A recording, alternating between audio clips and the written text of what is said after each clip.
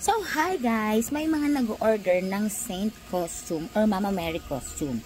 Pero, hindi nila alam paano ito isuot. So, ganito yung marireceive nyo galing sa akin, which is the clothes nga ni Mama Mary. Pwede itong pang boys, pwede itong pang girls. Pero sa boys, syempre wala siyang belo. Sa girls may belo. Make sure na ang pangloob nyo dito is plain white para hindi siya see-through, hindi siya kita. So, yan na yan guys. So, eto na. Ganyan yan, mahaba yan. And mahaba din yung baba niyan. Ayan. Kasi nga, Mary ka nga, diba? Mama Mary ka nga. Ayan. Tapos, pagdating dito, meron yan guys kasamang ganito. Ito, ilalagay ito. Hindi ito dito nilalagay ha, na ganyan ha. Hindi yan ganyan. Dito mo ilalagay sa puyod mo. Okay? So, dito, i-helpin nyo yan or whatsoever kung anong gusto nyo gawin dyan. Tapos, teka, wait lang. Lalagyan ko lang muna siya ng ano guys ngayon, ng, ayan, ganito. Halimbawa, ganito. Ilagay nyo siya dyan. Ngayon, nakalagay na siya dyan. Ayan, iusin nyo na lang. Tapos, nakaganyan siya. Okay? At sa likod niyan guys, is pa ganyan yan. So, dito, ayan.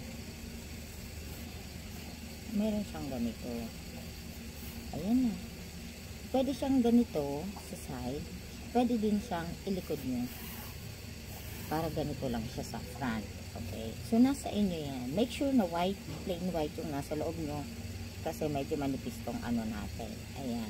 So, ganyan siya. Ganyan. Tapos, ayan siya. Sa likod nyo guys. Ganyan siya.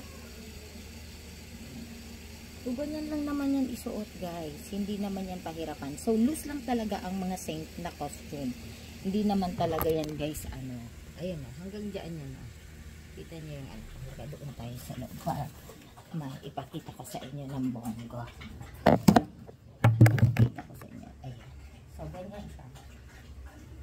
Makita tayo dito para makita nyo. So, ganyan siya. Pwede siya sa front. Dagdag design naman siya. Ayan. Pwede siyang ganyan. Then, ito, dyan siya. Sa taas siya nilalagay. Mag-ponytail kayo or kung gusto niya naman na kulot-kulutan kayo, diyan siya nilalagay sa medyo dulo. Hindi siya dito guys nilalagay. Okay? So, ganyan siya.